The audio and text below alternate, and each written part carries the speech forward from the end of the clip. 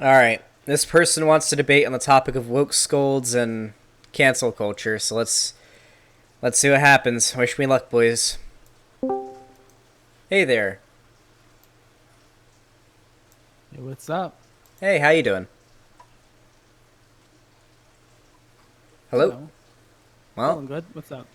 well, Oh you wait, you let me stop the stream. It's All right then. echo. All right. All right then. So I saw you were messaging like a lot in my general chat last night. I said that I would debate you when I streamed, so I'm glad you came in. But yeah, you wanted to debate on the topic of cancel culture and woke scolds. Yeah. All right. Well, do you want to like lay out your thesis? I maintain the position that the idea of woke skulls and cancel culture are just like left wing versions of like anti SJW bullshit. Like it's the same thing, Mm-hmm. just worded differently. So I want to clarify right now. I don't consider woke scolds and cancel culture to be the same thing. I think cancel culture is kind of a dumb idea, or not. Like the idea of cancel culture being a thing is stupid. Like every time a comedian makes some transphobic joke and they get backlash for it, they're like, cancel culture has gone too far, and they whine and bitch about it. I think it's very different than these woke scolds that I'm talking about, because woke scolding is very specifically something that affects people on the left, and a huge part of being a woke scold, I would say, and I think most people who complain about them, such as Vosh, would agree, is that it requires a degree of dishonesty. You have to be dishonest to be a woke scold. To be concerned about the purity of someone's left wing values is one thing, but to disavow somebody under false pretenses and to make up false, to literally make things up about somebody, try to devalue their leftism, I think that is what makes up a woke scold. I think that's a big part of it. So, for example, like the biggest issues I've been having are with people on Twitter who, mass reported me and got me banned. I now no longer have a presence on Twitter now because woke scolds got me banned. They would do things like take clips out of context, which is what they love to do, or even just like clip images out of context from my Discord conversations to try to make me look bad. As a matter of fact, would you mind if I gave you an exact example?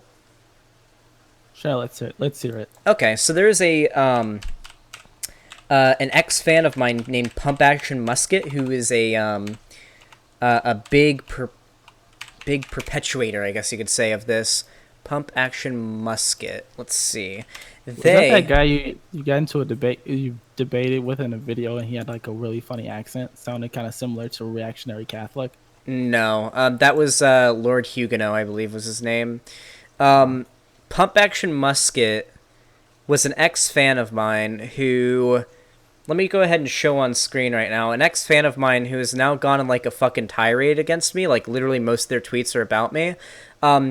Tweeted this out, just this image of me saying in my Discord, reasonable tranny, with like every other letter like capitalized, like the SpongeBob meme. Now, posting this just on its own seems pretty condemning, right? I would assume, like, can you see the stream right now? Do you see what I'm showing on screen? Yeah, I just turned it back on. That Can is so that is. there. Why would you do this? Do you want to see why I posted that? Yeah, man. Let's Yeah. see it. All right. Let me show you the image that I had posted. So, do you know who Tranime Girl is? Let me think. Oh yeah, the weird like True Scum anime avatar. She refused to say trans rights after my debate with her. She has a business card that is quite fucking cancer. Let me here. I think I posted it in Cyberwitch Lexi's DMs. Basically, when I first discovered that this business card existed, I posted it in my general chat on my Discord, and if you want to take a fat look at that there business card, it says Tranime Girl, reasonable tranny, combating gender insanity. And so I posted that below this image as like reasonable tranny, like because to demonstrate that this person makes content that is meant to cater to transphobes. And everyone in my Discord in the chat, they understood the context because they were there and whatnot. It was very obvious that we were making fun of this person. However, Pump Action Musket, who purposefully, oh, you good? My bad. Okay, so Nah, it's someone. However, Pump Action Musket, who specifically has it out for me, who literally wrote like a document, like as a hit piece on me, and gave it to Nazis on Kiwi farms in order to like get at me, cut out all of the context just to get this one image and post it on Twitter as like a gotcha to spread misinformation about me. Oh shit, boy. Yeah, so that I think that's a big. Sorry, what? I mean, I guess that sounds like to some extent like you just have a stalker. I don't know how, like, maybe it's, is it the idea is that they're using things that the left would actually care about in order to attempt to hurt you, and that's the problem. Pump Action Musket is definitely a lefty. I mean, Pump Action Musket was in my community since I started doing politics and got upset at me because I befriended Vosh. That was why, because he sees Vosh as like a serial sexual rapist who hates trans people, and so he got really upset when I was inspired by Vosh to do live content instead of prepared content. I mean, that's what he said himself. I'm not trying to like strawman his argument here. He literally said that Vosh is a serial rapist. Is I think at one point. Rapist? Yeah. Yeah, a lot of the people that I would consider Wokescolds have called Vosh a rapist. As a matter of fact, Bada Banyata, prior to me being blocked by him, got into an argument with Vosh and called Vosh a sexual assaulter.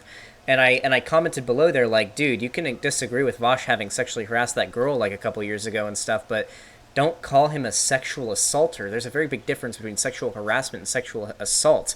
And he said, whatever, I don't care about these fucking semantics, and then blocked me. Like, these are the people that I consider to be Wokescolds who are harmful to the left because they engage in misinformation in order to try to negatively impact the reputation of left-wing content creators, because this only works on lefties. This doesn't work on conservatives or centrists. This only works on lefties, and it can only harm lefty content creators, and it can only hurt the left.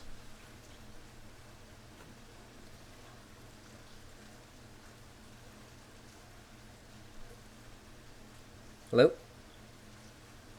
Yeah, I'm just trying to think of, like, I don't know, it seems kind of weird, especially to adopt this particular like meme on from the white ring, like like it seems really weird. It's kind of like how for a little while before people settled on Wokescold, it was called Dirtbag Left versus SJW Left, and that to me is kind of like revealing that, like, okay, this is just people with more reactionary tendencies versus like, I guess, like some Tumblr kids, I guess. Okay, well, I understand where you're coming from with this. I prefer Wokescold to SJW Left, personally, because obviously the term SJW is very implanted in reactionary culture. There's no way...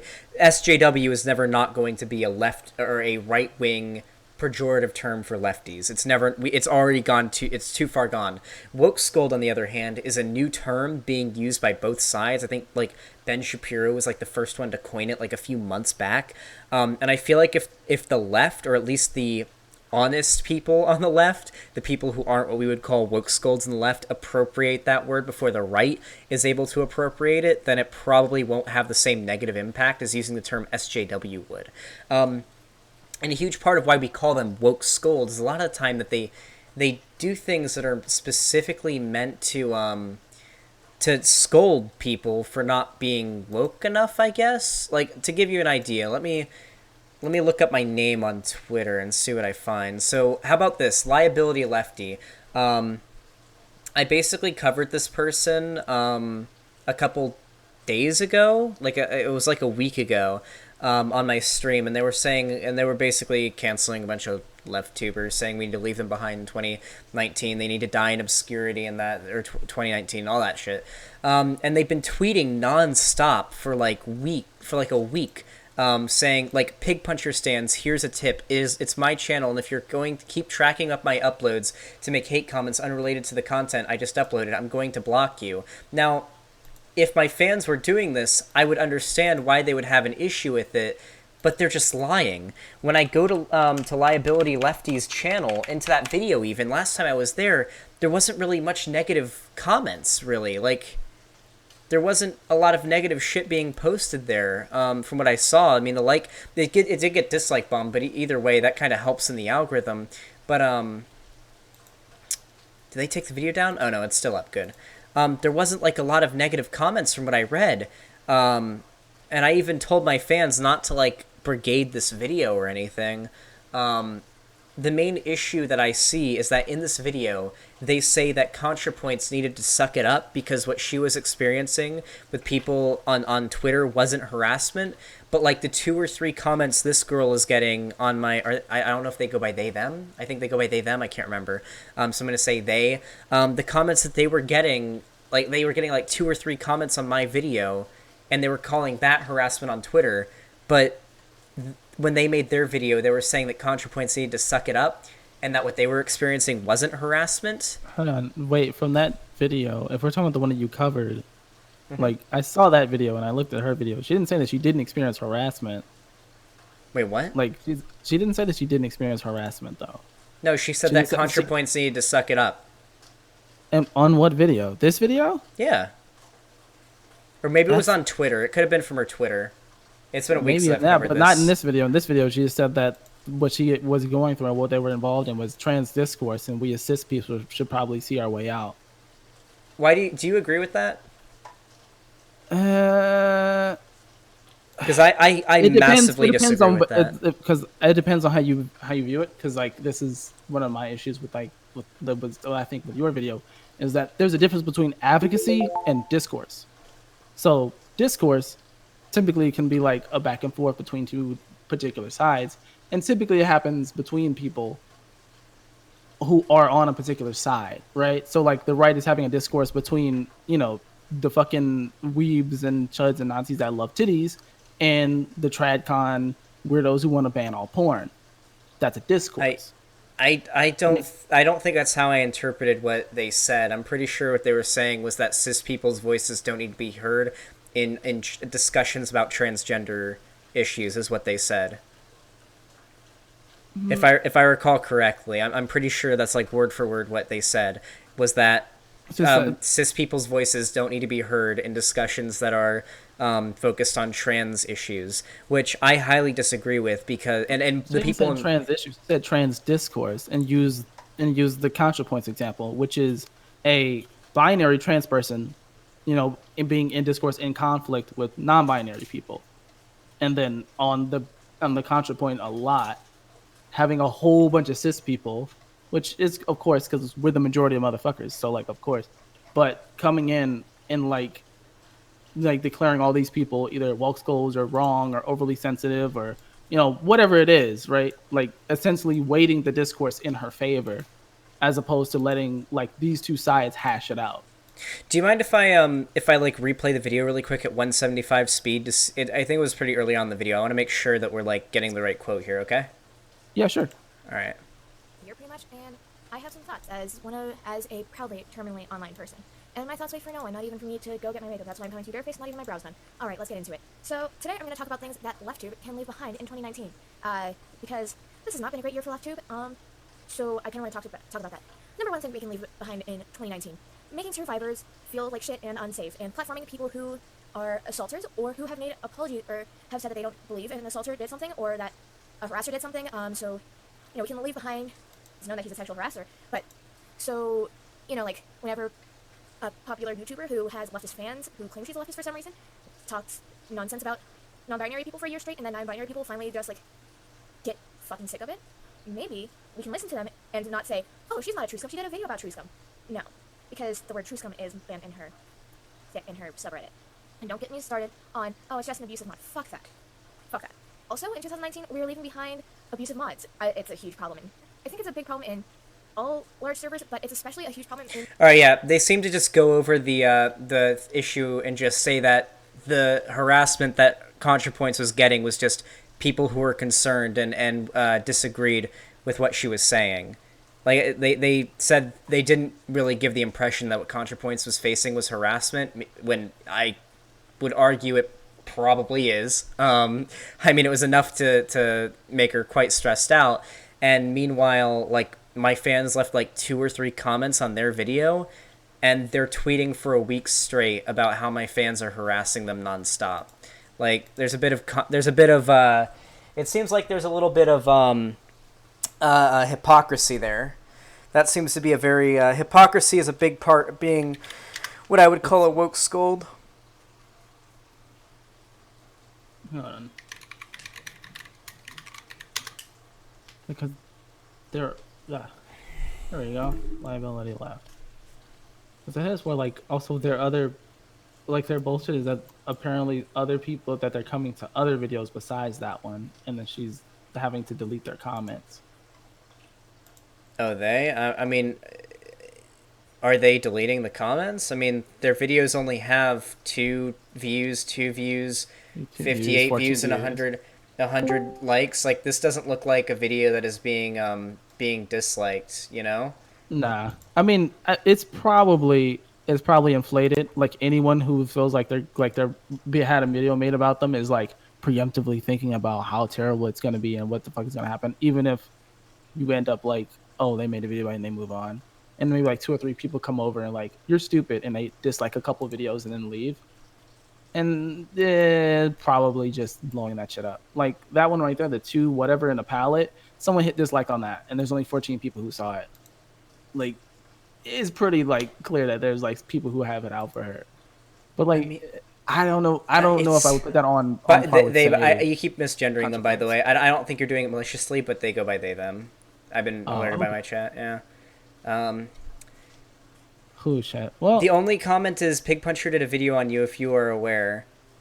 Like, that's the only comment on the video. I don't think if this qualifies as harassment, then what happened to ContraPoints is definitely fucking harassment. But these people don't really agree with that. That's another part of being what I would call a Wokescold. Another huge part, really, really important part, is that they're generally, it seems, anti-Breadtube. I mean, at the beginning of this video, like this person here, the Liability Lefty, is by far probably the best example of what I would call a Wokescold I've ever seen. They literally start the video by saying this has been the worst year ever for Breadtube, or this has been a really bad year for Breadtube, when it has objectively been the best year for Breadtube. We had the big Faraday Speaks video that had the bit that would, like, we're seeing more Breadtubers than ever on the platform, more Breadtubers than ever are gaining more views, more popularity, they're making more money. Progressive ideology is spreading more across the internet than ever. We had the big New York Times article that was written because of Faraday.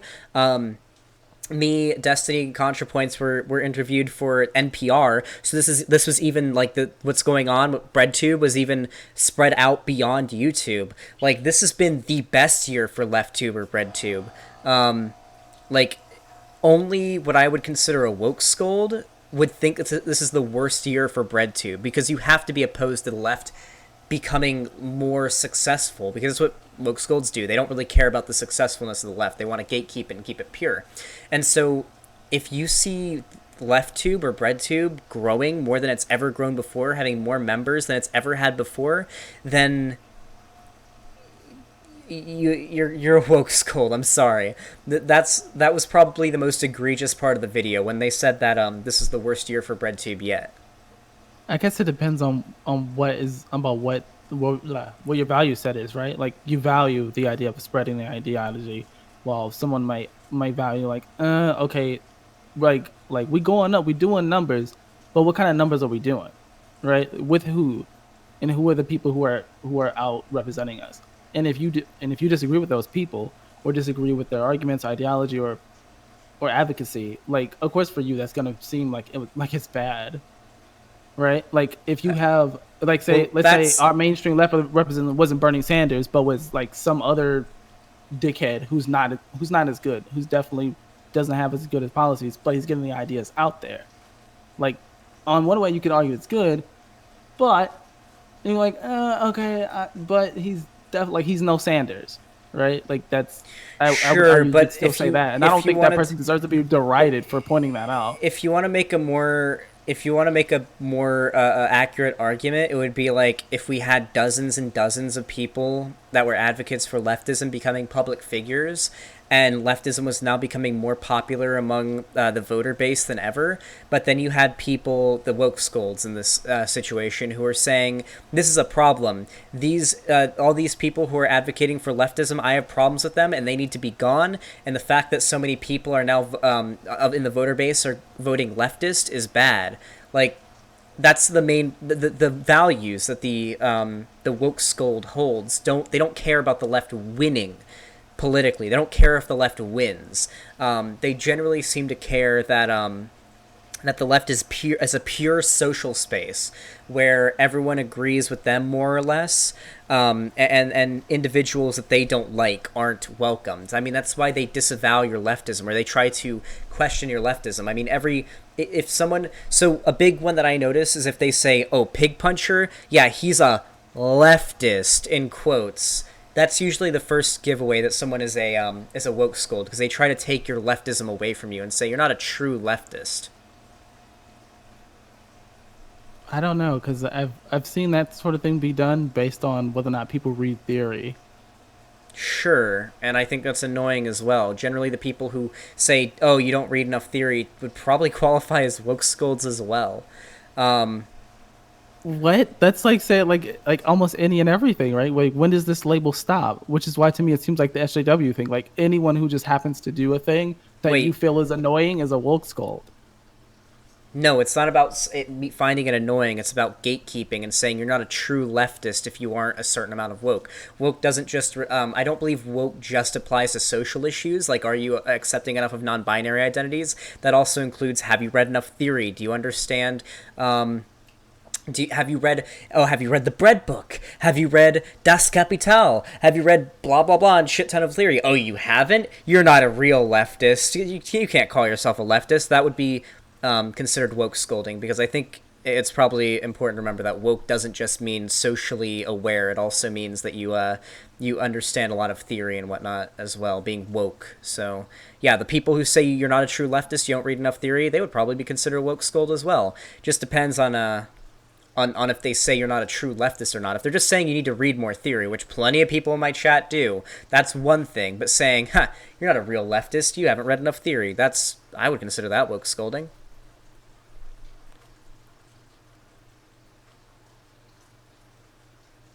I I don't know, where have you gotten this definition of woke? I've never heard it since its inception be used specifically about knowing theory.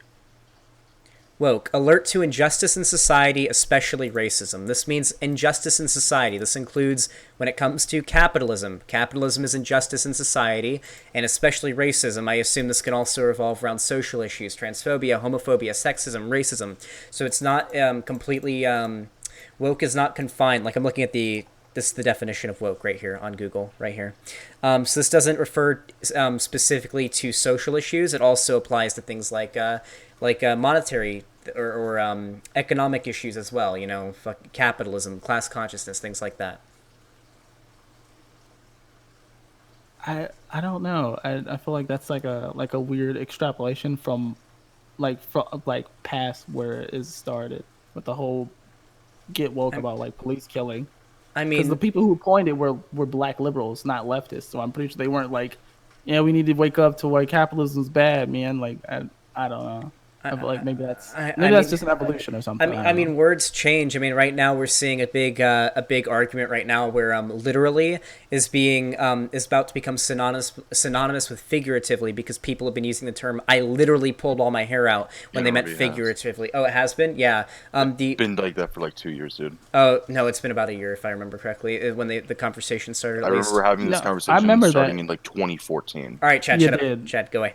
But yeah, so like I said, so for example, the literally and now is being considered by definition to also mean figuratively, because people use it that way. So words can change, and woke is still a pretty new word, but I mean, this is the definition of it here. Alert to injustice in society, especially racism, not exclusively racism. If you wanted to disagree with this, then you would have to also disagree with non-binary people also being trans, because this is basically the same wording as the definition for trans, where it says especially when referring to man or woman. And because it says especially and not specifically, that's why the definition of transgender also includes non-binary people. So, like, bit of a definition game there, but still, it's pretty important to remember that. I don't know. That's weird, because then that would make someone like Muke a woke scold in certain situations, and he seems almost like even more vehemently anti-idpol than you are. Who? Muke, Wait, sexy. what is your definition for idpol? Identity politics. What is your definition for it? Just really quick. Because we might be on different definitions for identity politics. Because my reason for not liking identity politics is probably very different than most people's. For the most part, a mode of advocacy that centers around one's identity, especially in regards to things such as race and gender. Okay, so I go by the dictionary definition of identity politics, which is a tendency for people of a particular region, race, social background, etc., to form exclusive political alliances, moving away from traditional broad-based party politics. This is the idea that, like, instead of forming... So what I gather from this definition is that, instead of a group of people gathering around, say, their class. So instead of uniting together as the working class, instead you unite together as black people, or unite together as gay people or whatnot against oppressive power structures, instead of everyone working together and identifying as working class and fighting against the ruling class. I also dislike identity politics because idpol is very often used by reactionaries to make excuses for reactionaries who are also part of minority groups. For example, Blair White uses identity politics quite often. It's basically the entire shield she uses to protect herself from being called transphobic. She says, I can't be transphobic, I'm trans. Jesse Lee Peterson spreads white supremacist propaganda, says, I can't be racist, I'm white. Same goes for Anthony Bryan Logan. So that's I can't be racist, I'm white. Just or I'm black, sorry. Fuck, I messed it up. But yeah. No, you had it, he's white. It's fine. You guys can have him. It's fine. Okay. But those are the reasons why I don't like identity politics, because for one, it seems to try to dissuade people from gaining class consciousness, or not gaining class consciousness, but from uniting together under one social class rather than under multiple, which seems to be a bit more exclusionary if we're going to have like a socialist revolution anytime in the future.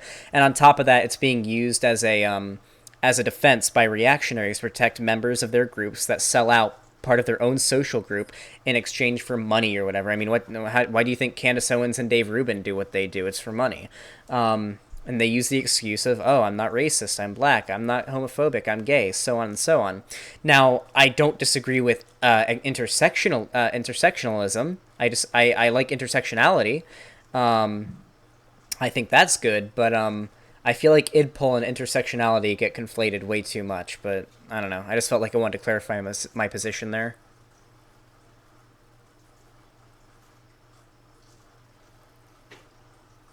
What is your definition of intersectionality that it wouldn't qualify under what you just read off as identity politics? I'm going to bring up the direct definition of intersectionality.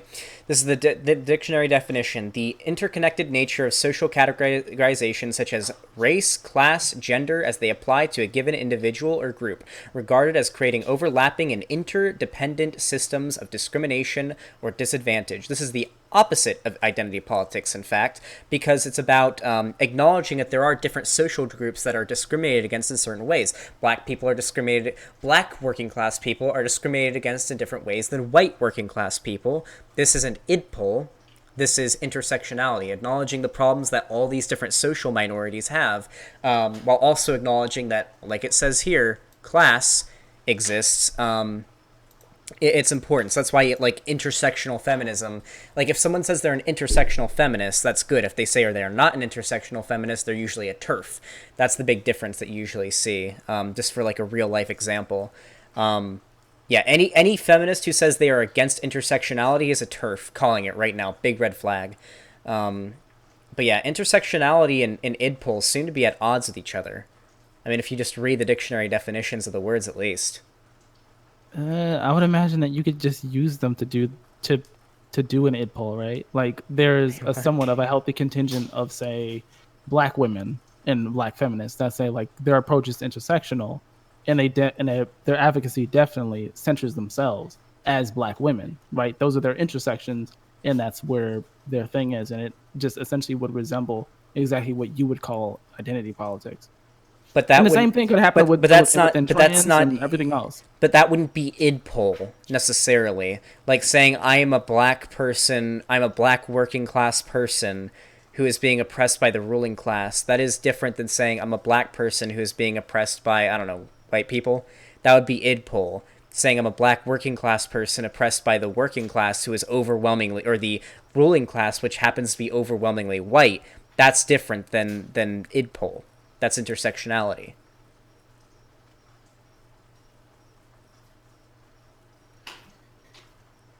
Wait, but if I were like an orthodox Marxist or something, I would just say that like adding the black part is completely irrelevant, and in fact is an interjection of idpol into an otherwise like Marxist analysis. No, okay, so if you were trying to get rid of the black part, that's what's called a class reductionist, which I also disagree with heavily. That's something that tankies do. Or not tankies, Nazbols. Well, tankies probably do it, but Nazbols do it, and I don't even consider Nazbols to be really left. They just agree with the... Nazbols just agree with the aesthetics of leftism and the economic policies of leftism, but they're fucking Nazis. So class reductionism is about throwing away all the social classes and just saying, oh, everyone's working class. And that's it. Everyone's working. There's working class and ruling class. That's it. Oh, black people are systematically discriminated against for these reasons, or because of these reasons, black people have it worse than most white working class people. Oh, who cares? We're all working class anyway. We shouldn't acknowledge those issues. That is what is called class reductionism, and that I highly disagree with. And I don't think I don't think that an orthodox Marxist would be considered class reductionist. I think a Stalinist might be, or a I mean, I can't really think of any Nazbol people off the top of my head. I'm a little overheated, but that is class reductionism, not orthodox Marxism. No, that's the orthodox Marxist approach, is typically a pure class analysis. Now, there is an evolution. Are you sure? I mean, I haven't seen any Marxist, like, orthodox... I don't think I've seen any Marxists spread class reductionist ideology, at least personally. I guess if it depends on what you call it, right? Because I mean, that is Marxists would say that like the oppression of black people and whatever, and the crumbs that white people get from white supremacy, is a way that the ruling class keep capitalism going. Because now you have a bunch of enthusiastic workers who are like, hey, "This is fucking great. At least I'm not black." Oh, sorry. What did you say? I was reading something. Sorry. What did you say? No, I said that there are some Marxists who would consider themselves like pure, like just Marxists, who would explain, say, racism, at least in America, especially historically, like say W.E.B. Du Bois, said that the crumbs that the bourgeoisie that is overwhelmingly white gives the white workers is a tool used to keep capitalism going, right? That racism is used as a wedge and a cudgel in order to keep white workers placated and enthusiastic to work. Sure. And that's what a Marxist would say? One of them. That's like that is not class reductionist then. That is not class reductionist at all. That is even I would even argue that is intersectionality, acknowledging that that the white the majority white ruling class is using racism among the working class in order to pit working class people against each other, and in order to separate people, try to separate people by identity and race, so they don't focus on their class in society. That is not a class reductionist belief. In fact, I think that's like a core tenet of leftism, acknowledging that the capitalist ruling class wants people to focus on their differences in skin color and nationality rather than their differences in class.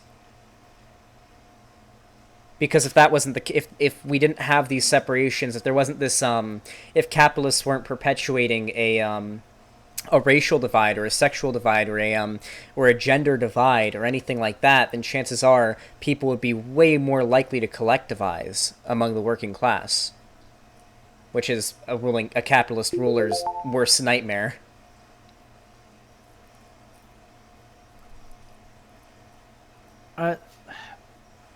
I guess, but then I feel like that was just like a couple steps removed from the idea that like, hey bros, it's all class, which I feel like is also that like I feel like that analysis kind of lacks, like it kind of takes away agency from, say, the white working class in their complicity in the system itself, right? Okay, so I am an intersectional. I believe in intersectionality. I think it's very important because there are. Okay, so there are different types of oppression that we see in society, okay? Now, overwhelmingly, everybody who is below the capitalist ruling class is oppressed by the capitalist ruling class. However, a leftist who recognizes, who subscribes to intersectionality, which I would argue is most of them, would agree that there are certain social minorities in society that are mistreated or oppressed more so than white working class people statistically are. Black working class people overwhelmingly statistically are harmed and oppressed more so than white working class people. This is something that any non-class reductionist leftist, which is most leftists, would probably agree on. Same goes for disabled working class people, gay working class people, any non-white working class person except for Asians, I guess, different nationalities and whatnot, so immigrants, gender minorities, so that includes women, even though women are the majority, we call them a minority because of their past and whatnot. When we say a minority, we don't mean they are.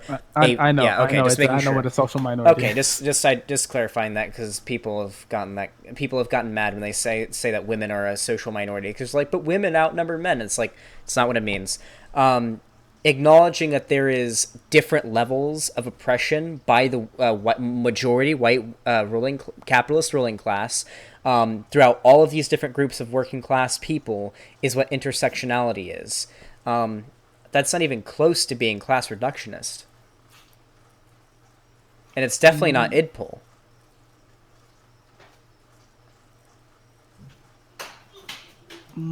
I don't know. I guess it just depends on how you would view it, right? Because that's why when we're talking about something that's philosophical, it's always gonna be I don't know. It's gonna be up in the air, I guess. I mean, because I've definitely heard people call people attempting to employ things in that way, or call anyone attempting to put intersectionality into socialism or socialist movements or anything.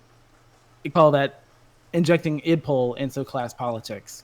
Those people, the people who say that are usually Nazbuls, tankies, and class reductionists. Ironically enough. Listen, maybe I'm a Wokescold that I don't want tankies and class reductionists and Nazbuls on the left. I think we can both agree on this. But I think most of even the dirtbag left, because the dirtbag left does not like tankies or Nazbuls or class reductionists either. But I understand there needs to be a level of gatekeeping, but those people aren't even part of the left. And anyone who's claiming that is IDPOL is not only this isn't even I wouldn't even agree that this is a philosophical discussion. I mean, these definitions are pretty solidly grounded. I mean, you can just look them up: intersectionality, identity politics, class reductionism. There, you can find them online. You can find them in leftist literature, I would assume. I imagine that's where most of these terms come from. This is literally just a matter of what groups and what ideology fits these labels the most appropriately. And I hate to say it, but generally the people who I would consider Wokescolds seem to be very in favor of identity politics and not so much in favor of... They can be fans of intersectionality, but typically they just care about IDPOL, and it usually ends up making the left not only look bad, but ends up in them creating arguments or using arguments that are antithetical to that of which the left needs to be making in order to substantially bolster our arguments. Because this is a huge part of why I like being a leftist, okay? As leftists, we're correct. We're on the right side of history. The statistics and the facts and the studies are all in our favor. All we need to do to argue and to debate effectively as leftists is to learn and to do enough research to understand what's going on and to have the data and everything at our fingertips, right? And to be able to cite it. And so I get really upset when I see people who subscribe to identity politics using arguments based on identity politics, which not only are very unappealing and feels based, but are also oftentimes flawed. When we can make we can make use intersectionality to make very, very good arguments, and not only that, but we can also make arguments that are opposed to class reductionism, and we can be on the right side of everything. The data supports us. The data, the facts, historical events, everything is on our side. We don't have to appeal to people's feelings to be right in debates. And that seems to be what IDPOL incentivizes. I don't know, because like that seems weird, because I feel like a certain amount of IDPOL is always is just like all criticism coming from some sort of left perspective is always based around one's material conditions. Like that's not a feels based thing, right? Like to come to you and say that like black people like have it fucked in this country, which is definitely like that in a vacuum is IDPOL, even under like what you just read off. That's no, IDPOL. that would be considered, well, that alone.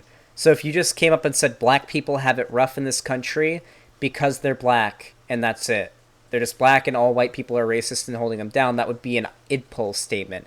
An intersectional statement would be that black people have it badly in this country because they have a history of having to deal with racism and state-sponsored, state-sanctioned, segregation, slavery, red line. It lists all the issues. Listen, there's too many. There's too big of a list for me to go down with these of the things that black people have had to go through in America alone in the past a few centuries. Okay.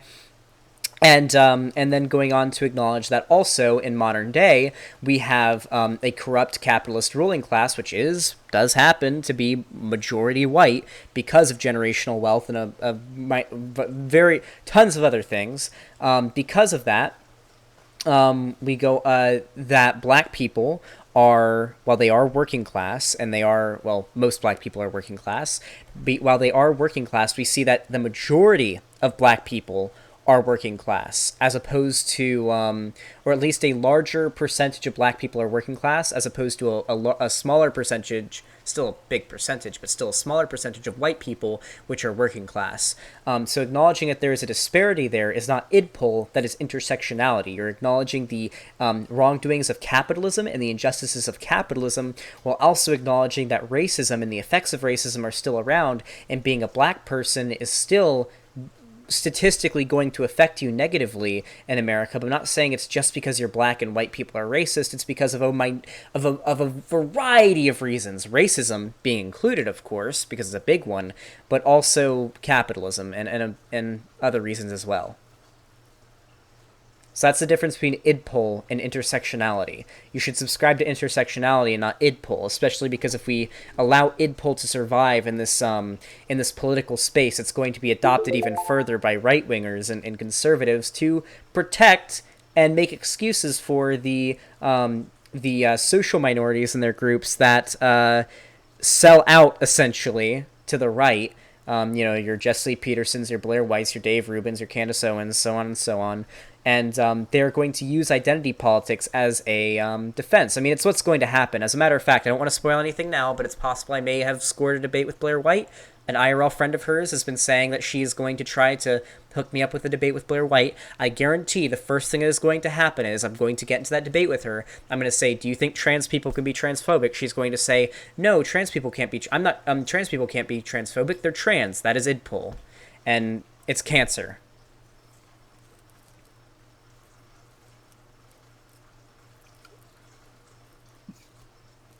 I don't know. I don't know. I guess maybe if we're like our IDPOL is about using identity as a shield, I guess. But at the end of the day, one thing that you could call IDPOL would be like the Black Panthers, right? Like they banded together. They were founded based in the fact that they were black. Mm-hmm.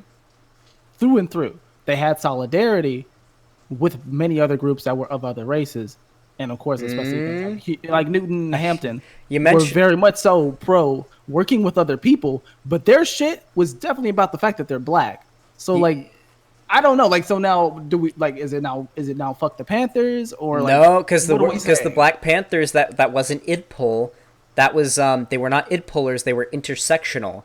They also acknowledged the I mean, from what I've heard, I mean, I learned about the Black Panthers when I was in school, as much as you can learn in a fucking Florida public school. I learned about the Black Panthers in school. They cared about other issues, other social minorities, and they even, like you said, they had solidarity with those groups as well. And they were also pretty socialist, apparently. That is not idpol, that is intersectionality. Idpol would be if they had just said, idpol, ooh, you want a good example of idpol hurting minority groups? How about during the Stonewall riots, I think it was Stonewall riots, yeah, when they basically ostracized trans people from their protests because they thought trans people were too weird. They were just too weird to gain acceptance. They basically ostracized trans people from their group, and it became an LGB, lesbian, gay, bisexual group only, and they all rallied under just that, and they didn't care about feminism. From what happened, they didn't protest in favor of feminism or any other group. They really just cared about LGB, and they literally ostracize trans people. It's the same thing binary trans people are doing today with non-binary people, by the way. It's happening again. They're engaging in identity politics with this again. You know, the Blair Whites and whatnot, they're doing the same thing, saying that, oh, actually, non-binary people aren't really trans. They're something else. They're just trans trenders. That's also idpol. I don't know. I guess the name for that is called respectability politics. It's like, if I whatever, to go back to the black example, if I put on a suit and I talk a certain way, then I'll be respected, and like racism won't go away, or something like that. It's a mix of respectability politics and idpol. So it's a bit I would actually like to reword it to just stepping on other people with the same identity to get by. So Blair White can gain social and literal monetary capital from shitting on non-binary people all day, because not only does she get to bring up videos of Photoshop beards on pictures of non-binary people and stuff for her thumbnails, like the piece of shit that she is. Not only does she get to do that and get to appear as one of the good ones, to the transphobes in her audience, that's the respectability politics, making her position and her beliefs and her identity seem more acceptable. But it's also idpol, because she's saying they're not really trans. She's being exclusionary to this identity, saying they aren't really trans. They aren't really one of us. Look at me. Look at these other really rich, white, well-passing trans people that are attractive. We're really trans. These pink-haired, non-binary people that I can bring up a bunch of pictures of on the screen. These are the trans trenders. They're not really trans. They're just pretending. That's idpol. And it's respectability politics to a degree, but mostly idpol. It's, by definition, almost completely respectability politics. They're attempting to gain favor with the majority by showing that, like, they're one of the good ones. It is also idpol, because they are appealing to the identity of trans people, saying that actually, no, they aren't trans. They're just trending. They aren't one of us. The gay people did it to trans people during the Stonewall riots. Binary trans people are doing it now to non-binary trans people, and it's happened, I would assume, with quite a few other groups in history as well. Yeah, it's the there's a difference between N-words and black people thing. It's oh God, politics. God, actually, hold on. What? Okay, my fucking white redneck uncle used to say that shit. He doesn't anymore, thankfully, but I remember just, like, when I was growing up, before I became a chud and then back to being a leftist, I was, like, a liberal. I remember just, like, sitting in my uncle's car, in the backseat of my uncle's truck, just sitting there, like, yeah, uh-huh, yeah, uh-huh, yep, okay. Whenever he would go on his fucking rants about that. But yeah, I understand what you're saying. That is idpol as well. And not only that, but those same people would use idpol as a defense against being called racist as well, assuming, they're black. It just seems that, like, in every instance that anyone can bring up, idpol not only is used by the right as a defense for their racism and their bigotry in general, but on top of that, idpol, when it's used by the left in any way that could even be interpreted as positive, is not only unneeded because we don't need to appeal to this type of more emotional argument that's meant to appeal to like your identity and whatnot, since we have the statistical like factual arguments on our side as well, but it usually ends up making the left look worse. It's really bad for optics. There's a reason why so many like younger people are being swayed towards the right by arguments of like, haha, 1350, despite being 13% of the population, they commit 50% of the crime with black people and all that. There's a reason why so many young people are becoming fucking Nazis when the Nazis are bringing up these statistics and shit, or what appear to be, good statistics with their arguments. And the left is losing out on young people because the left, it seems to be, is falling more towards idpol, or maybe not leftists, liberals are the ones that like to do the idpol mostly. Liberals are using identity politics as their crux of their arguments, and it looks like a feels argument. It's why Ben Shapiro and all these fucking conservative pundits have been able to build a career on facts don't care about your feelings, because every time they debate like a college student, like a liberal college student, they make a bunch of feels arguments when they could very easily, if they did the research, make the same exact arguments with the same, well, not the same arguments, but have the same conclusion with their arguments as if they did the identity politics feels arguments, but instead went along with a factual argument. I can make an argument, like, so for example, let's say I'm debating Ben Shapiro on trans people. I can use the feels argument. It's a bit, not really idpol, but it's still a feels argument, and arguments made through identity politics tend to be feels arguments. I can make the argument that, oh, trans people are valid because why should you care? They're just living their lives. It doesn't hurt you. And Ben Shapiro will go on his fucking spiel about how, well, no, they were actually born as men and they are not real. They're just trying to blah, blah, blah. A woman is a woman and a man is a man. That's how it is. Libtard destroyed. Or alternatively, you could make the argument that, well, actually, the definition of transgender is gender separate from that which you were assigned at birth, and not only that, but gender is a social construct. This is very well understood, and here is a billion fucking sources on how that is true.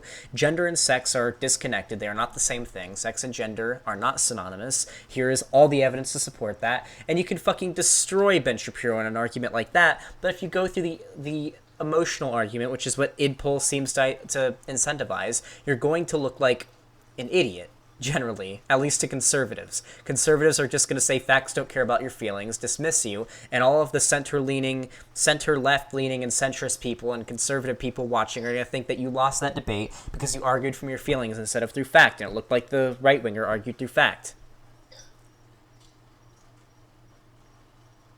Like, my whole goal here is to make the left stronger. I want the left to make the strongest arguments. I want the left to be as educated as possible, even if I admit myself, I'm no expert. I don't know everything there is to know about the left. I could probably debate even better 8 months from now, when I've been doing this for twice as long as I have, and I've learned a lot more, I've read a lot more theory, but I want the left to be as strong as possible, to be able to debate as good as possible, to have as much information at our fingertips as possible, to have the best optics as possible, and to have as many people as possible. That is my goal. And it seems like idpol is an enemy to that. Intersectionality, on the other hand, is a very good thing because it acknowledges not only the injustice of capitalism, but acknowledges the injustices that certain social minorities face all around the world, especially here in America.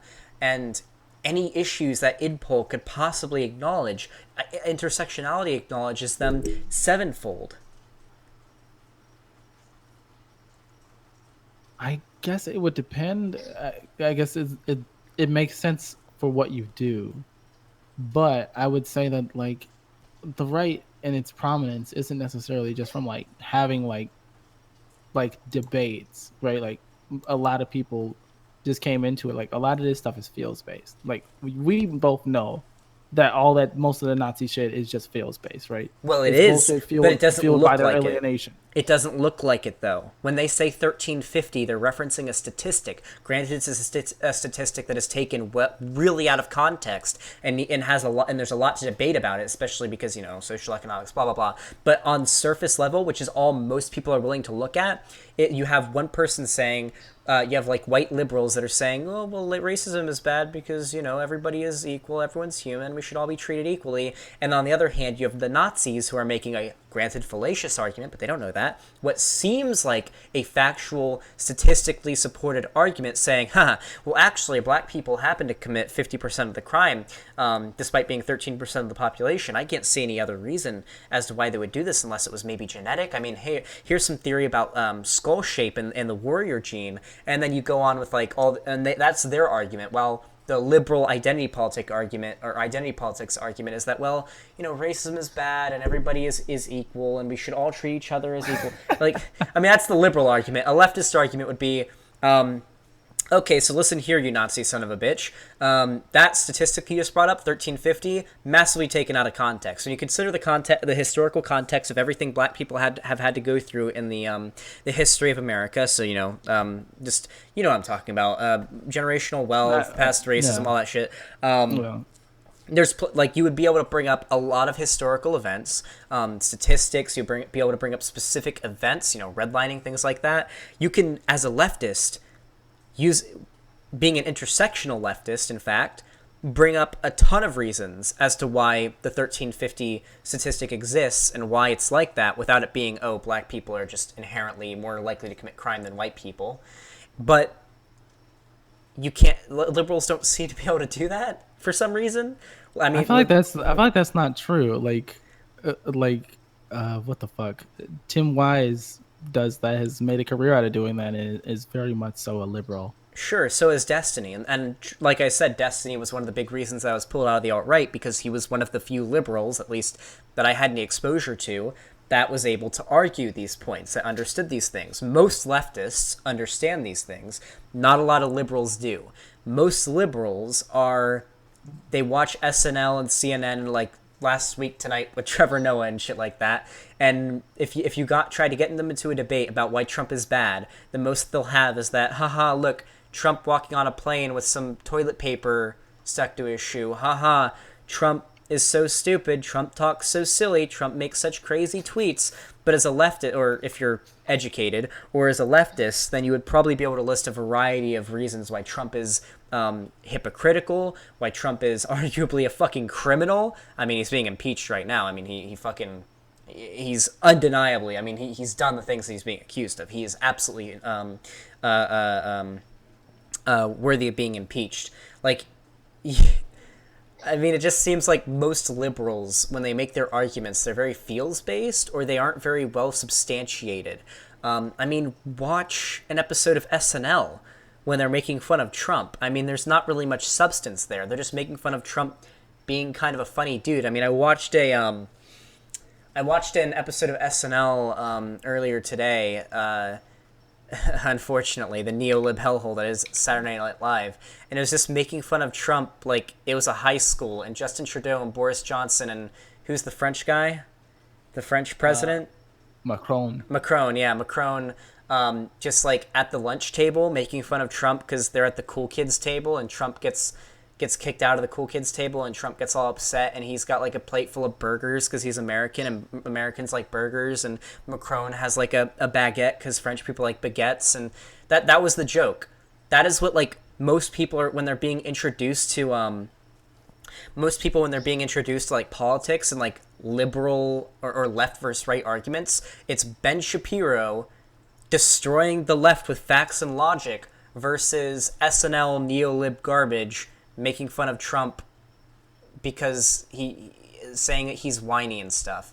Like, there's a clear difference here, right? Yeah, definitely. I really don't. I feel like those are like weird comparisons. Like, I mean, I don't know. Well, I feel like so. I feel like what tends to be is, at least from my experience, I didn't get to see any other side of the conversation that wasn't about on like mainstream news, and they weren't talking about the things that necessarily that I was thinking about or whatever when like fucking dogpiling Sarkeesian on Twitter and some shit because she said something bad about Hitman. Mm-hmm.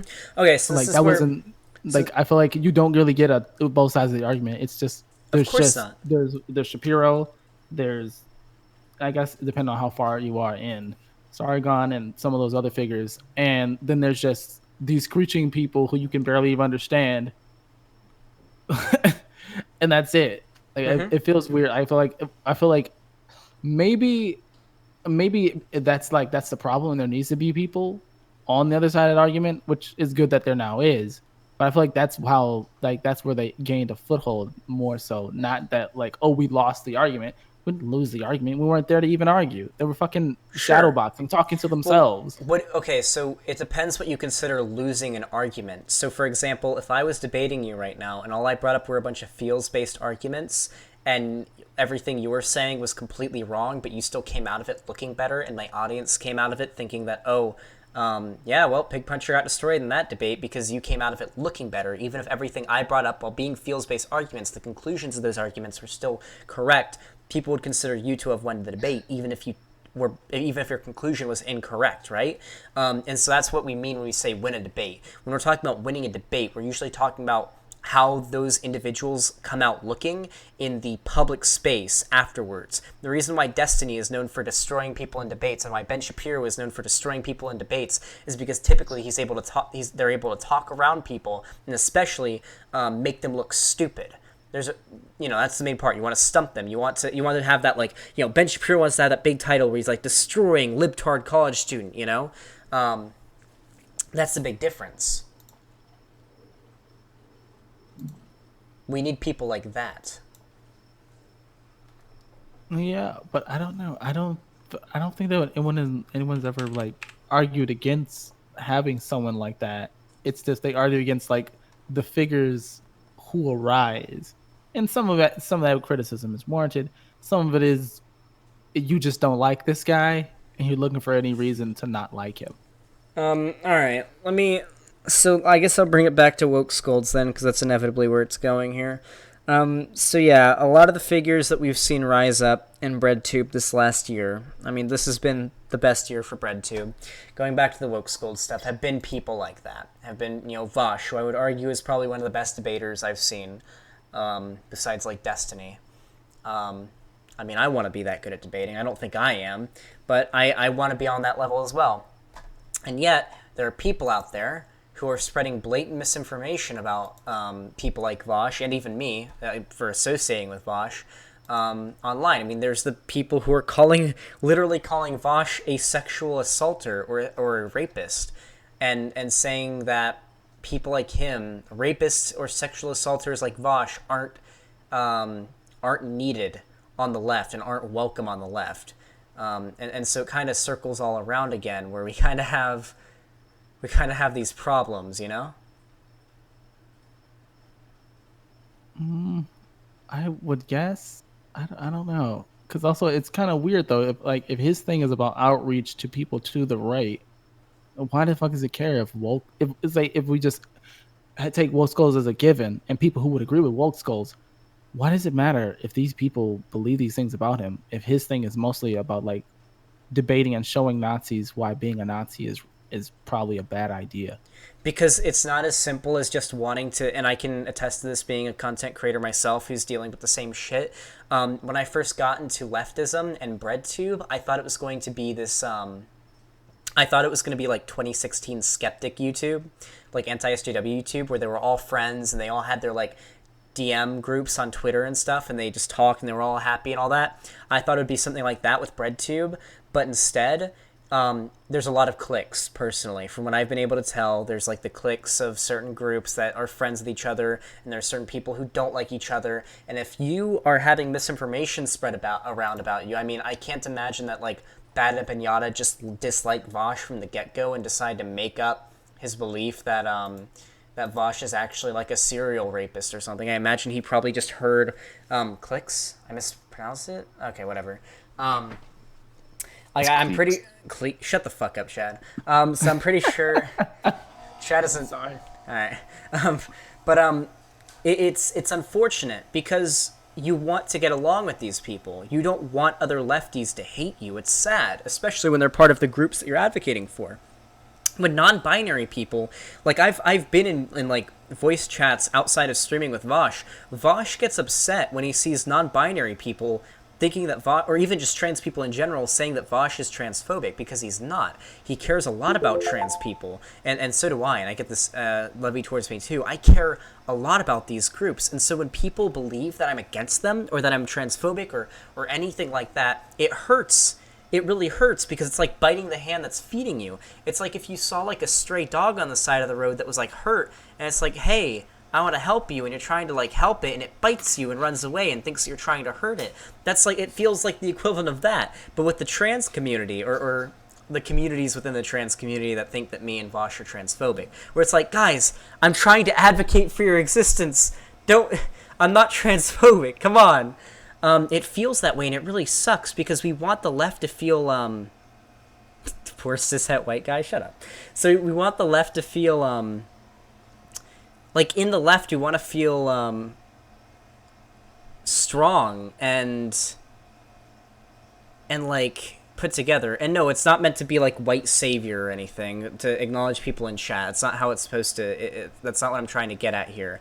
However, I think there's probably a good argument to make that if we're going to try to advocate for the rights of these groups, trying to appeal to the majority of people is probably the best idea, right? And there's a reason why the biggest breadtubers on this platform happen to be straight white dudes generally. I mean, me, Destiny, Vosh. I mean, well, Vosh isn't straight. ContraPoints is an exception, but you know, she. Also, Destiny doesn't like labels about whether or not he's straight or gay. Oh, okay. I mean, on surface level, I think most people would probably see Destiny as being like a straight dude, because he's always cooming all the time with those fucking barely legal fucking 19-year-old women. Destiny quests barely legal pussy all across the Chad, world. I'm trying to debate! I'm server muting you, Chad. I'm server muting you. Let me fucking debate, you fucking liberal. Alright. Oh, shit, dude. Alright. So, but yeah, no, it sucks, because I feel personally like, in my position as a straight white dude gamer bro who can appeal to, because let's be honest, if you have a Nazi or someone who's pretty far into the fascist pipeline, they're probably more willing to at least listen to somebody who is the same identity as them than they are to listen to like ContraPoints or any other, or like any breadtuber who is not a straight white dude generally. They're more likely to listen to me than they are to listen to ContraPoints, or than they are to listen to Mexi, or than they are to listen to Cat Black or anything like that, right? So because of this, it sucks when I'm trying to use my identity as a way to reach reactionary people with the same identity as me, and people are looking at me, or people who are part of the identities I'm trying to advocate for look at me, and they're like, "No, you're transphobic." And it's like, I'm not, though. Because not only is it incorrect, but it's like, guys, I'm trying to help you out. So that part hurts. But not only that, but when they spread misinformation, going back to why you originally asked this, when these groups spread this misinformation, you say, oh, why would they care if they're just trying to appeal to the reactionaries who don't give a fuck? Well, it's not as simple as that. We want to befriend other breadtubers. We want to be accepted in other leftist spaces. I mean, like, I want to be able to go into like really far left Discord servers that are like, you know, where a lot of the more people you would consider to be Wokescolds hang out, and I would like to be accepted there, you know? Because, I mean, there isn't really any ideological reason why not. It's just that because they're Wokescolds and they hold the certain beliefs they do, you know, they want to gatekeep leftism and so much and all that, it seems like a lot of the dirtbag left aren't really accepted into those spaces, which isn't the end of the world, but it sucks. And the final reason, and the biggest one, and the one that I saved for last, is that Wokescolds and TERFs have one big thing in common. They're both really good at mass reporting people's accounts to get them banned. So, because of Wokescolds, and I know it's Wokescolds because I'm able to see who reported me, Wokescolds got me banned from Twitter. I no longer have a presence on Twitter, one of the biggest social media platforms on the planet. And same goes for probably Vosh. I imagine Vosh will get mass reported by a Wokescold the instant he tweets something even close to being TOS enough, and it's going to happen. Now you may think that, well, that's just how these platforms are, but it doesn't happen to the Nazis because people like Nick Fuentes block anyone who disagrees with them before they can report them, or they make their accounts private, and they only accept follow requests from people they know agree with them. So this only affects lefties, by the way, the mass reporting kind of shit.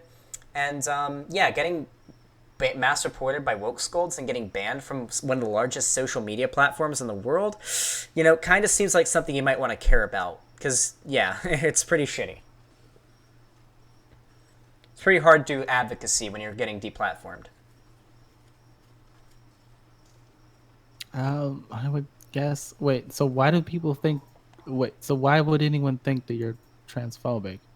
Why? So, for example, with Vosh, they like to take a bunch of screenshots and shit out of context. They did the same with me. With that one screenshot at the beginning of the reasonable tranny thing when I was making fun of tranny girls' little fucking business card where she's. I feel like yours is a little bit on a different level that could be a little more defended than his Sure. all these people who are crazy happen to be trans. All I'm saying is, if trans people didn't exist, my notifications would look a lot better.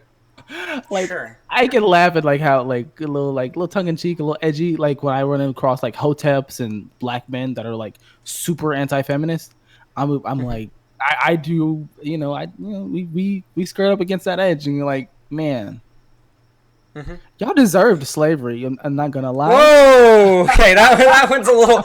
That's a little. Wait, that might be. Shit. Okay, that's a little harder to defend, I think. But okay, I mean, yeah. So that's an edgy joke, right there. Right, and I can see that thing, and then if someone's like, dude, that's too fucked up, and doesn't want to fuck with me, I can see that, and I can see the same thing with Vosh. That was So, and then do it right in the midst of a shitstorm already. It makes it feel like you're doubling down and saying okay, fuck these people, whoever you are, you're just wrong, and I'm just right, and fuck you, which doesn't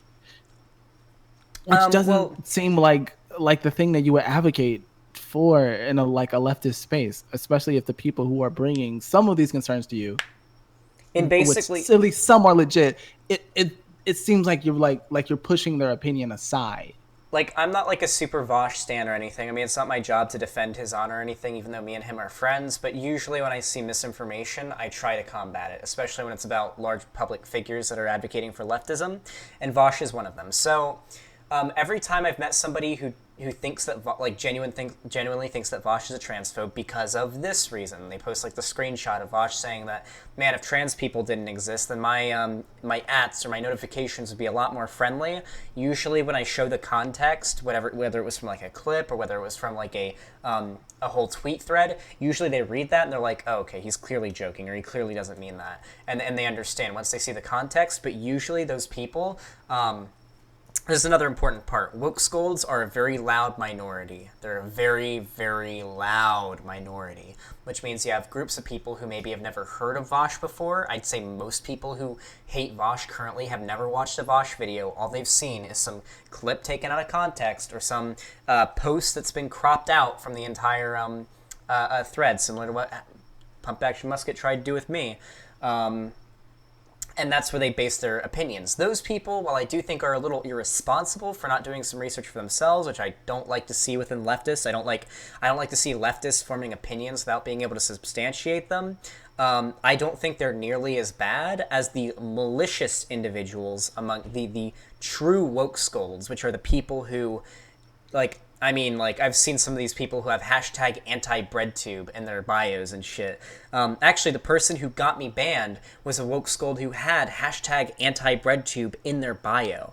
So these, yeah. What is that? What? I don't even know what that would even mean. That's all of us who make content, not just because they want to. They don't want the left to win. They don't want more people joining the left. They want to keep it a small, easy to gatekeep group because it feels a lot more. It feels like you are a martyr almost, even if you're right and no one believes you, and you're just able to sort of like bask in the fact that you're right, and only a few other people realize that you're right, and you can gatekeep people being able to join your ideology, and you're like, yeah, we're on the right side of history, and no one else realized it.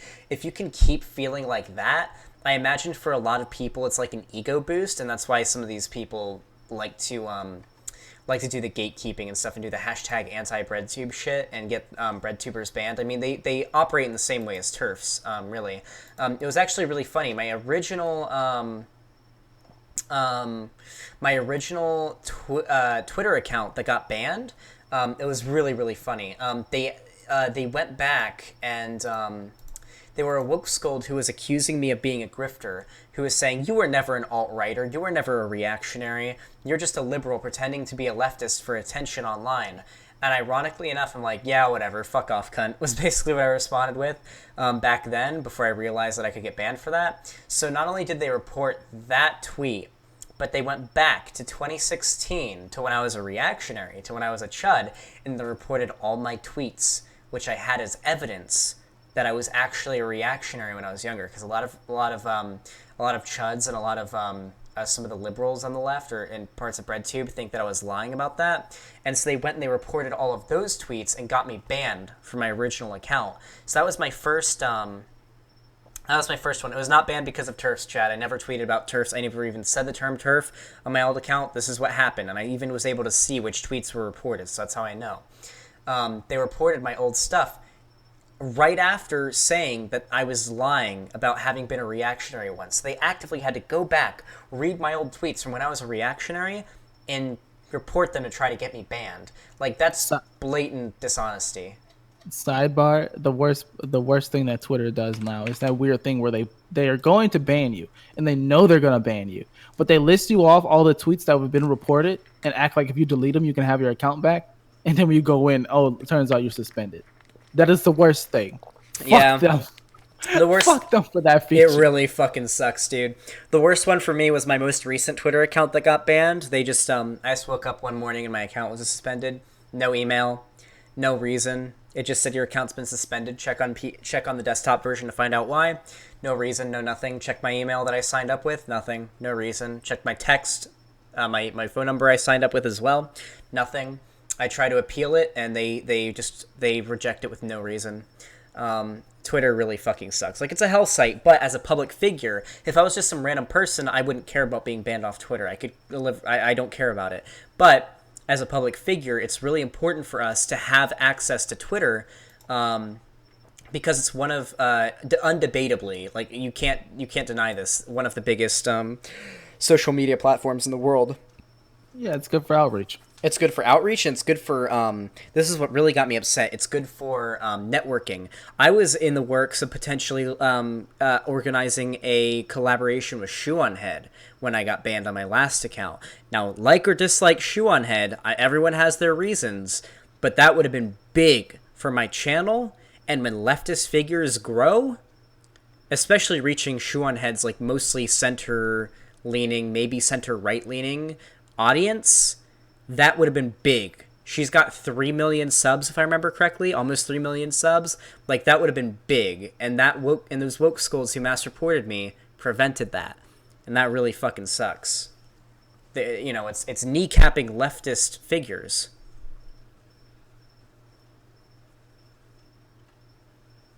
Plus, also, I like Sean Head, and it would have been cool to talk to her, but still, like, it sucks. I mean, it sucks. It really does. I mean, like, just Wokescolds seem to just, there's nothing good about them, and they're malicious with their actions. The ones who aren't malicious are just useful idiots for them, but, like, the individuals who are Wokescolds are just bad for the left. Like, they're the one, they claim that dirtbag leftists are bad for the left, but not only are they dumb, but they're also just wrong. Hold on, let me actually bring up a fucking delicious tweet thread from a couple days ago about me. Sometimes I look myself up on Twitter to see what people are talking about me, you know? I actually need to organize a debate on the same exact topic with Suck My Opinion. Do you know who Suck My Opinion is? Yeah. Yeah, so I'm going to be debating him on maybe Friday? Next couple days. Where's Suck My Opinion? There he is. So, that man's crazy. Like I fuck with him. I fuck with him heavy. Yeah, he seems cool, but yeah. I have no idea. I don't know. He tweeted a couple days back. He tweets a lot, so I'm having to scroll down quite a bit. But fuck, it was like a day ago he tweeted it. It's not very old, but he tweets like every hour, so I'm having to scroll down quite a bit. What are we talking about? Suck my opinion, really quick. I wanted to give an example of like how these people like think and how dumb they are. And so I'm bringing up a response that another YouTuber, Low T Charlie, had to here it is. I found it. December 15th. At Pig Punch YT, I think you are naive about conservatism. Conservatives don't hate leftism because of woke scolding and gatekeeping, but because we represent a diverse coalition of socialists. I'm 100% correct on this position. I don't really disagree with that. I think there's a variety of reasons why conservatives hate leftism, but I mean, that's definitely one of them. Then says, I believe in conversation. I want to talk to Pig Punch YT. That guy has some views that really amaze me. And then right below, I get a comment from Low T Charlie, a YouTuber who has hashtag YouTube Walkout, which is probably the dumbest thing ever. YouTube Walkout is ridiculously dumb. A lefty YouTuber who has only, let me see, who has 700 subscribers and has been doing this for, let's see, how long have they been doing this? For about 4 months. No shame if you're a smaller Breadtuber, but what they said is the reason why this is so funny. Please don't talk to Pig Puncher. Let the dirtbag left like Vosh and Pig Puncher die in obscurity. Stop giving them screen time. Meanwhile, the Wokescold left, as we would call them, are fucking 700, 800 subscriber YouTube channels and 50 to 100 subscriber Twitter accounts. And this person is engaging in hashtag YouTube Walkout, which I shouldn't have to explain, but is objectively harmful to leftist coalition building on YouTube. There's nothing about all lefty content creators ceasing to upload for a few days that is going to help the left. It's not going to impact YouTube. It's not like a workers' strike. All it's going to do is clear out the algorithm.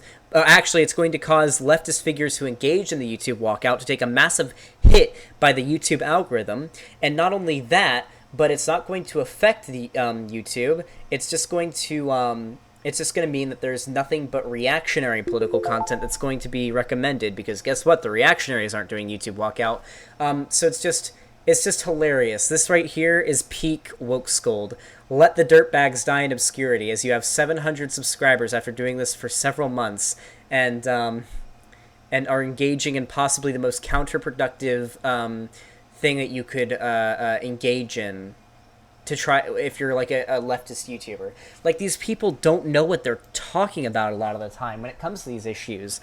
Like, I don't know. I could rant about these people all day, but I mean, I've tried my best. Like, ever since my last time covering like the Wokescold topic, I said I didn't want to cover it again, because even after all of this, I don't think that Wokescolds are the biggest threat on our plate. I think that Nazis and fascism and the rise of fascism is the absolute largest threat that we have, and we need to focus on it, like at least 90% of our energy on that.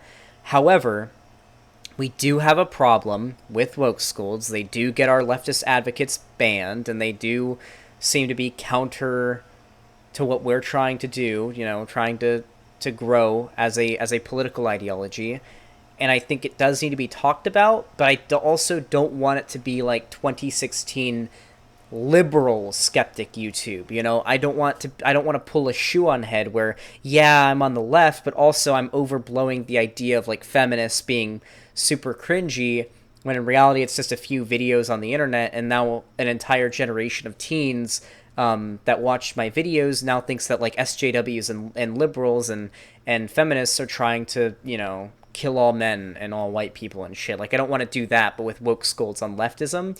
But there is a problem there that needs to be acknowledged. I mean, they're getting our advocates banned. They got me banned. They're trying to get Vosh banned. I mean, I've talked to Vosh. Like, he tells me, yep, got a few more tweets reported today.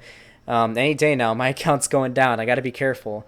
Like, it is sort of like a virus eating us up from the inside as we're fighting on a whole nother front against the fucking sea of fascism that we have to fight. I don't know. I guess maybe it would depend on who we're talking about. Because like I guess because like I don't know. I feel like Vosh is probably not the best example, given that he has been genuinely edgy and like played with slurs and shit. Mm-hmm. Like that shit right there is legit. Like the thing of whole like, hey, doing your edgy shit, you know you're gonna chase minorities away, right? Which is a thing. I know black people who don't fuck with leftism because they think of it as people like Vosh, people like whatever, who are like, oh, all that race shit, like that's nothing. Like it's all about class, man. Like I'll say the N word right now, it's no big deal. Like you can say like, oh, maybe in that some way that dude is right, but for optics, no fucking minority is gonna fucking join up with some motherfucker who's slur slinging and dicking around and making some of the same jokes that you might find in a poll thread. I mean, you can. I mean, I imagine that's probably an issue, but at the same time, I mean, I'm in Vosh's Discord server, and I don't really drop slurs or anything because I don't like saying them. I think I've said the N word once on stream while reading a DM, or not a DM, the law. You know who Soph is, right? Yeah. I was on this Nazi weeaboo podcast, and I was trying to explain that Soph is a Nazi. So I was reading that one post she did in her Discord where she says sand N-words, and I just read it. That's the only time I've ever said the N-word, at least, on stream, which I think is fairly, like, that's probably the most, like, reading a quote, I feel like is probably the most least egregious it can get. But with Vosh, I mean, I go into his community, and in my community as well. I mean, the overwhelming population of people there are trans. I mean, just like go in there and just like, I mean, same goes for my community. I mean, if I did a poll right now, if you're some sort of trans, I mean, type 1 in chat. Most of my audience is trans. Most of Vosh's audience doesn't appear to be white, or at least a significant amount of his audience seems to be not white. You say that, but at the same time, leftism does appeal most to these groups, even if he does like say slurs and stuff, you know? Or at the very least, his community is also like I would honestly say there's probably that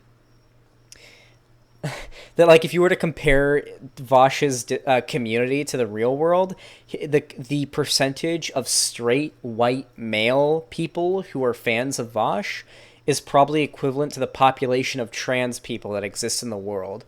That's how disproportionate it is. And same goes for my community. I have no way of metric to be able to measure that sort of thing. He's taken surveys and stuff, which I suppose if it's in like your Discord community, it can be somewhat flawed, but that seems to be like, I think we can make a pretty educated guess. That seems to be the case. I mean, like, when you type in Vosh's Discord server and half of the people talking in there are all like the little Pikru girls with the trans flag in the background, I think it's a pretty big telltale sign.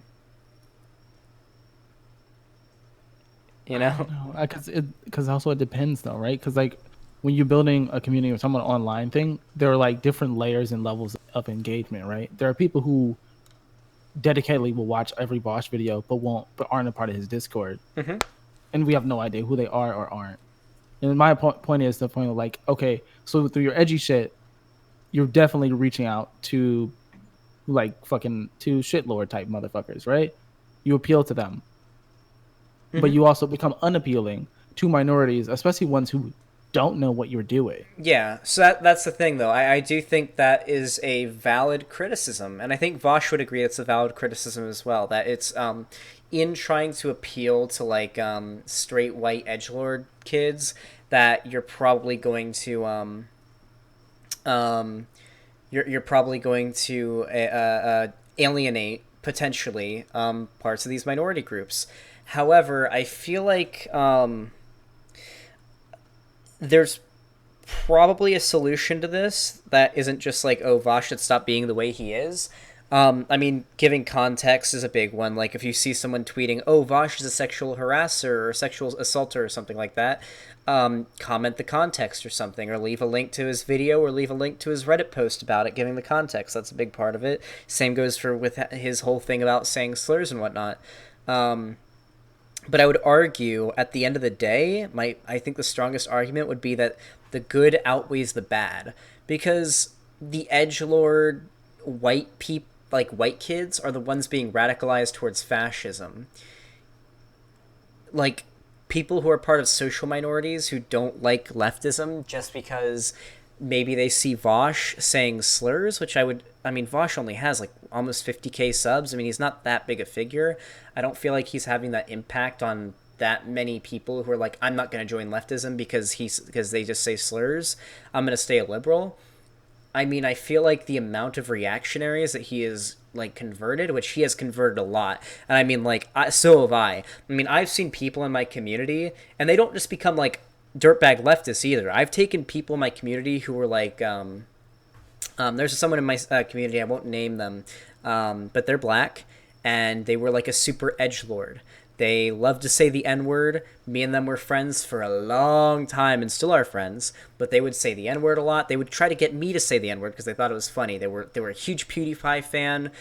They were like a reactionary gamer bro kind of person, and I got them into leftism a little bit. I got them to watch me and Vosh and Destiny, and they started watching. Yeah, if you're like a longtime fan, you know who I'm talking about, but don't say their name because they might not like they might not like their past being exposed or whatever. But then they started getting more into leftist spaces, and now they don't say any slurs. They aren't super edgy or anything. I mean, they aren't even that edgy anymore. They've realized they're non-binary as well. It's like there's a huge change here, because this is a big argument that the Wokescolds make, that we're just taking reactionaries and we're making them into leftists, but they're still edgelords. And it's like, well, no, when you spend a lot of time in these leftist spaces, they're going to change. When you spend time around these groups, you're going to change. Your personality is going to be influenced by that. I mean, I guess it would depend, though, also, right? Because if you are cultivating, to some extent, a space that has a lot of them in there, they can preserve a certain amount of their social norm. Like, could you repeat that? Like, what do you mean? So if you're by way of doing this outreach, right, and bring them in to your audience and bring them into your Discord, et cetera, if they're there in a decent enough numbers, and say you are getting these decent enough numbers of people to give you a chance, if you put them all together, right, they would just do what they would do when they were all together, even if you weren't there. I mean, minus maybe a couple things that you've debunked. They're like, okay, that race realist shit is not true, but BLM is still cancer. No, so the issue here is that if you're going to become if you're like, say we have some edgelord who's now like, okay, race realism is bad, but BLM is cancer. If they're going to continue to watch Vosh's videos and be part of his community, they're going to not have that belief for a while. Comrade Internet just commented, well, I don't like Vosh's use of the R slur. I understand why he uses it. I've seen edgy people hear that, stick around for it, edgy maymays, and bam, a few months later, it's uwu trans rights from there. Like, you can't spend a lot of time in these leftist circles, even if you are supposedly cultivating a reactionary audience or a edgelord audience, because after a while you're gonna change. Like, when you're in these spaces, when you have these arguments debunked and you're in these groups, it's just inevitable. You're going to become less of a shitlord. It just seems to be the I don't know why. I assume maybe it's because of social pressures when you're in this new social space. I'll admit that when I was falling down the alt-right rabbit hole and I was becoming sort of a crypto-fascist, when I was in certain Discord groups and social spaces that were very reactionary and edgy, I felt the need to be even more performatively edgy, saying slurs like the R slur more often in order to gain respect from the other reactionaries there. However, it's the opposite here. The more accepting and validating you are to other groups and stuff like that in these communities, the more accepted you're going to be. No one in these communities is going to want to be friends with you if you're just dropping the N-word and the R slur, but oh, you're a leftist all the time. not in the same way that like Vosh does. I'm talking like someone who is basically just like you said, they no longer believe in race realism, but they think BLM is bad and they like to say the N-word because it's edgy. You're not going to make any friends in these spaces if that's what you do, you know? Especially not yours. We're way too trans rights in your server. That's mainly because of me, though. Yes, like, do you think someone who thinks that BLM is cancer but race realism, I just realized race realism is bad, is going to last a day in my server? I mean, it depends. What do we mean by last? Like, are they going to continue to hold that opinion, or are you gonna like ban them? I mean, it So, depends. so a variety of things are going to happen. Either they're going to be influenced by the social space of my community, and they aren't going to hold that opinion anymore because they'll be educated and they're going to be influenced not to spread those views anymore in these communities, or they're going to be socially ostracized because they'll be too unwilling to change their opinion. This is more likely if individuals in these communities woke scold them rather than or scold them for not being woke enough rather than trying to educate them or explain to Or them. I'll take them out to the back shed and put a cap in them in a video game. Yeah, or Chad will ban them if they refuse to stop being shitlords. That's the third option. So yeah, I mean, that just seems to be what happens, right? Like, we don't see a lot of leftist spaces where it's like indistinguishable from like an alt-right Discord server, It's not. save It's for not the. necessarily that it's indistinguishable. It's kind of like in the same thing with the turf thing, right? Like people will come and use particularly, say, progressive language or leftist terminology, but it's to cloak the fact that there are certain things they don't like, right? Oh no, So there are people turfs who are definitely think, openly reactionary. Turfs like can't go 10 minutes without saying gender insanity and gender, like they literally they appropriate reactionary term. They appropriate reactionary terms. I don't think turfs is a good example to draw to. I mean, not to me and you, but they appeal to a certain amount of like normie person who thinks like, oh my god, what is this? Then they think feminism's crazy, and then they catch those people falling like, oh no, we're not crazy. It's just the fucking these the slurs like they're insane or Well, whatever. yeah, but even then, like, we aren't bringing people over to like becoming terse. We're bringing them into leftism. I mean, the beliefs that we advocate for, even if the optics appear like with Vosh, even if Vosh says the R word and stuff like that, the ideas that Vosh is advocating for aren't turf ideas. They aren't transphobic ideas. He is advocating for progressive beliefs. He is Yeah. progressive.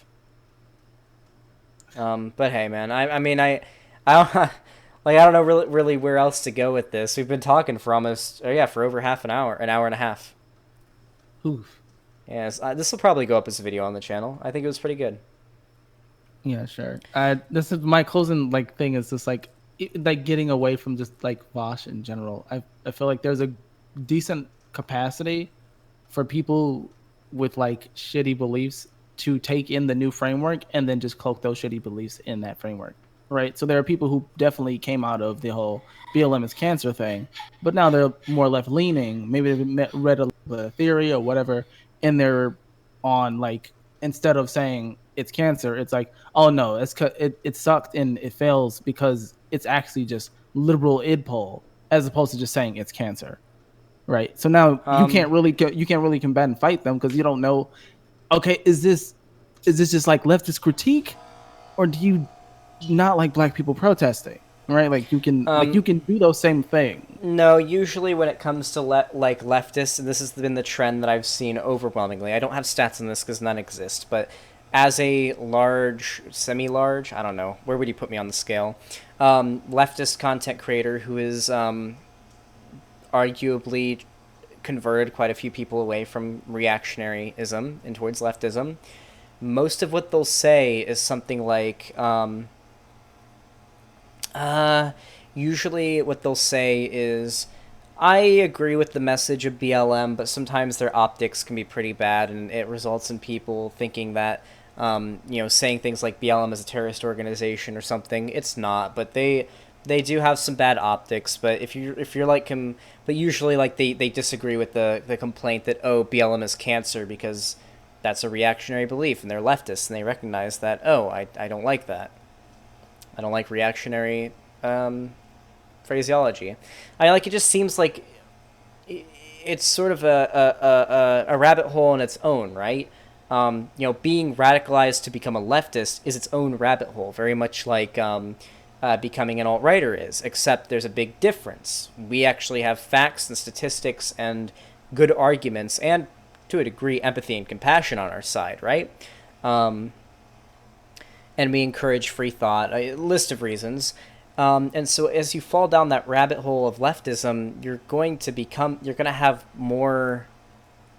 more progressive. You're going to have more progressive ideas. You're not going to say edgy shit like slurs and whatnot, not as much. You're not going to hold beliefs that are held behind from your reactionary days as much. This just seems to be, I mean, from what I've seen, from my observations, being a content creator in this space, that just seems to be the trend.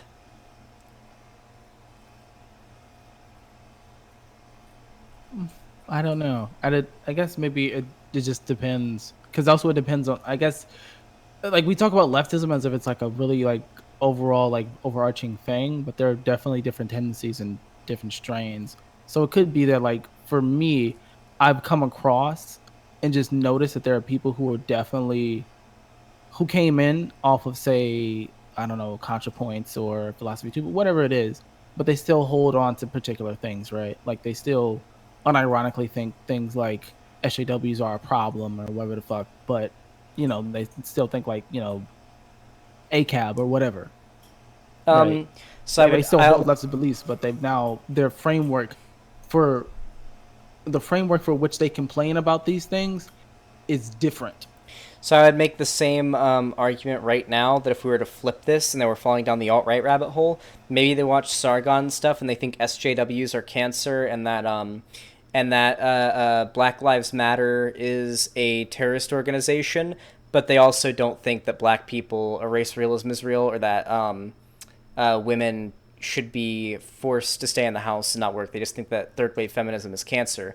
You wouldn't argue that, they aren't a reactionary enough. You would say, they're falling down the rabbit hole. They're going to continue to watch like Sargon videos, and then Stefan Molyneux and Lauren Southern videos, and in a couple months, if not a few weeks, they're going to be full-on fucking Nazis. The same thing is happening here with our leftist rabbit hole. Maybe they just watch ContraPoints and Philosophy Tube right now, and they still hold a few reactionary beliefs, but trust me, the YouTube algorithm, if it does its job and they watch other figures and they fall down further into leftism, they aren't going to hold those beliefs anymore. Those beliefs are going to be debunked, just like, and they're going to develop new beliefs, just like with falling down the right-wing rabbit hole. It's just when they fall down the leftist rabbit hole, they're going to have stronger, more correct arguments to support their beliefs.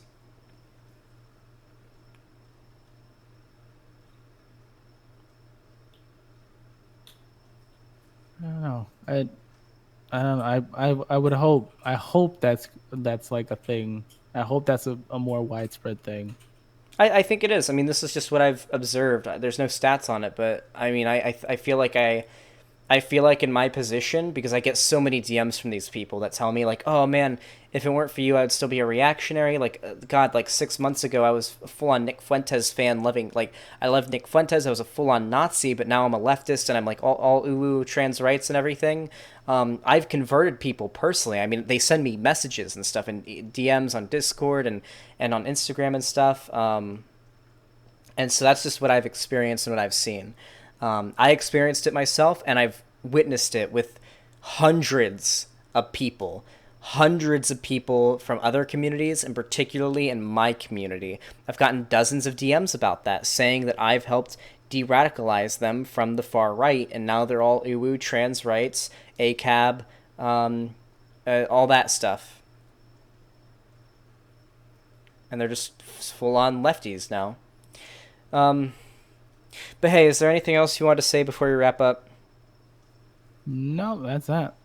Hey man, I really appreciate you coming in and debating me today. It was a really good one. I think it'll probably go up on YouTube and stuff too. I think it was really productive, and I had a really good time. And I encourage anyone else who disagrees with me on this topic to contact me to debate on it as well. I mean, I don't like talking about Wokescolds personally. I don't like to.